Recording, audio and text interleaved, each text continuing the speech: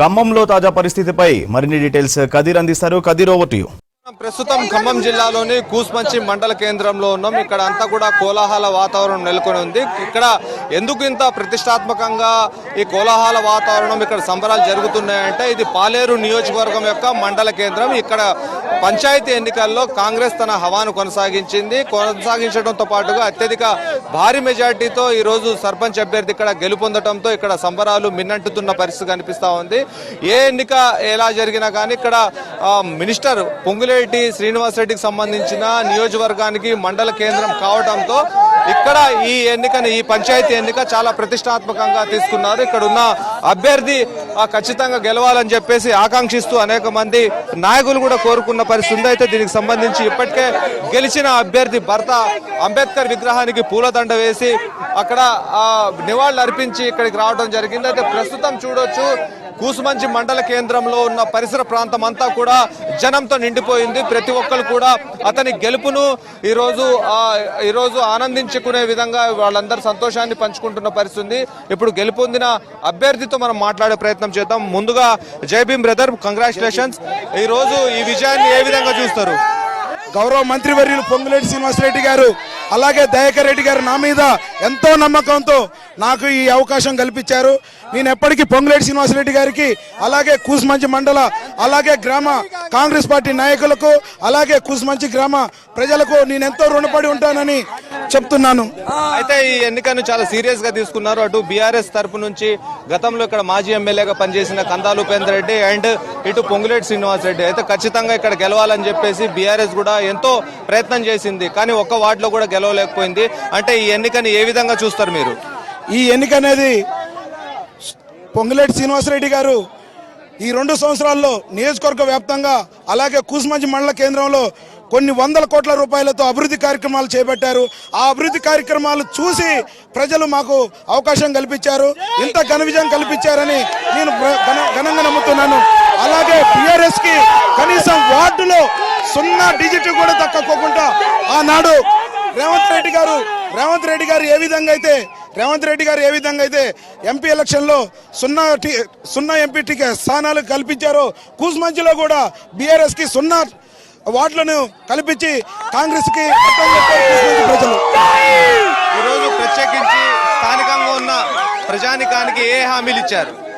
స్థానికంగా గ్రామంలో వివిధ వార్డులలో బజార్లలో తిరిగిన క్రమంలో ప్రజలు ఎక్కువగా ఇంద్రమ్మ ఇల్లు అడిగారు. అలాగే అంతర్గత సీసీ రోడ్లు అలాగే సైడ్ డ్రైన్స్ అడిగారు. వాడిని మంత్రి గారి చొరవతో అతి త్వరలో మంత్రి గారు హామీ ఇచ్చారు. ఏప్రిల్లో ఇంద్రమ్మ ఇల్లు 2వ విడత ఇస్తా అని చెప్పారు. ఆ మంత్రి గారి చొరవతోటి ఎక్కువ మొత్తంలో మా గ్రామానికి కేటాయించి ప్రజలకు ఇంద్రమ్మలు అధిక మొత్తంలో కల్పిస్తానని నేను హామీ ఇచ్చాను. గ్రామాల్లో ఎక్కువగా సంక్షేమ పథకాలకు సంబంధించిన అంశాలు అడుగుతూ ఉంటారు. అట్లా సంక్షేమ పథకాలు ఇందిరమ్మ రాజ్యంలో ఏ విధంగా ప్రజలకు అందుతున్నాయని చెప్పేసి ప్రజలకు తెలియజేశారు. ప్రజలకి డాక్రా మహిళలకి వడ్డీ లేని రుణాలని ఇటీవలే ఇందిరమ్మ మహిళా శక్తి కింద అందించడం జరిగింది. అలాగే మహిళలకు ఇందిరమ్మ చీరలు అందించడం జరిగింది.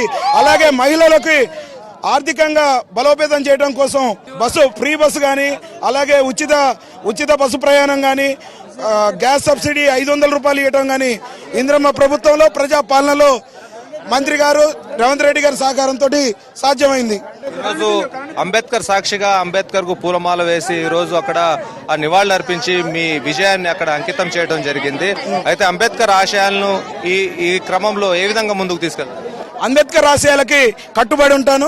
అంబేద్కర్ గారు ఈ పేరు మీద కూసుమంచి గ్రామంలో అవసరమైన చోట స్టడీ సర్కిల్స్ పెట్టించి అలాగే గ్రంథాలయాలు కానీ వాళ్ళు చదువుకునేందుకు యువతకి అవకాశం కల్పిస్తానని గౌరవ మంత్రి గారి సూచనల మేరకు వారి ఆశీస్సులతోటి గ్రామాన్ని అభివృద్ధి పదంలో నడిపిస్తానని మనవి చేస్తున్నాను. మొత్తంగా కాంగ్రెస్ కార్యకర్తలకు ఏం చెప్తారు? కాంగ్రెస్ కార్యకర్తలకు నా గెలుపు కోసం అహర్నిశలు కష్టపడ్డ ప్రత్యక్షంగా పరోక్షంగా నా కోసం కష్టపడ్డ నాయకులకు అభిమానులకు కార్యకర్తలకు ప్రజలకు నేను ఎప్పటికీ రుణపడి ఉంటాను. నా మీద ఉన్న నమ్మకంతో ఇంత భారీ ఎత్తున ఈ గ్రామంలో విజయం సాధించినందుకు నేను పేరున రుణపడి ఉంటానని చెప్తున్నాను. మొత్తంగా చూస్తే ఇక్కడ కాంగ్రెస్ ఏదైతే బీఆర్ఎస్ పార్టీ ప్రధాన ప్రతిపక్షం అని చెప్పుకుంటుందో ఒక్క స్థానాన్ని కూడా గెలవలేకపోయింది.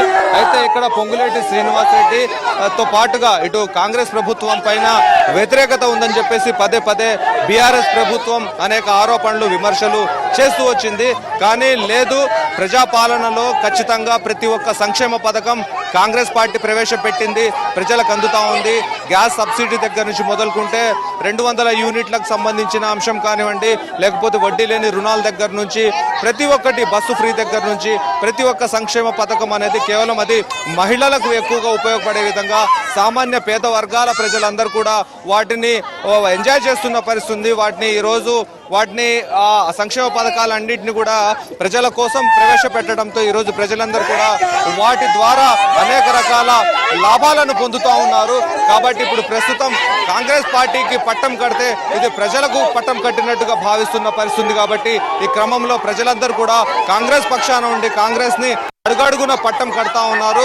ఇప్పుడు ప్రస్తుతం ఇలాంటి ఆనందాన్ని, ఇలాంటి కోలాహలాన్ని ఎక్కడ కూడా కని విని ఎరుగని రీతిలో ఈరోజు సంబరాలు చేసుకుంటున్నారంటే దానికి కాంగ్రెస్ పార్టీ ప్రవేశపెట్టిన సంక్షేమ పథకాల కారణమంటుగా గెలిచిన ప్రతి కార్యకర్త, గెలిచిన ప్రతి ఒక్క నాయకుడుగా చెప్తున్న పరిస్థితి. ప్రతి చోట కూడా ఇదే రకమైన ఒరవడి కొనసాగుతా ఉంది. కాంగ్రెస్ ప్రవేశపెట్టిన సంక్షేమ పథకాలే ఈరోజు గెలుపుకు నాంది పలికాయన్నట్టుగా స్థానికంగా ఉన్న నాయకత్వం అంతా చెప్తున్న పరిస్థితి. ఇది మొత్తంగా అన్ని జిల్లా వ్యాప్తంగా సంబరాల వద్ద ఉన్న పరిస్థితి. వీడియో జర్నలిస్ట్ హర్షత్తో కదీర్, V6 న్యూస్, కూస్మంచి.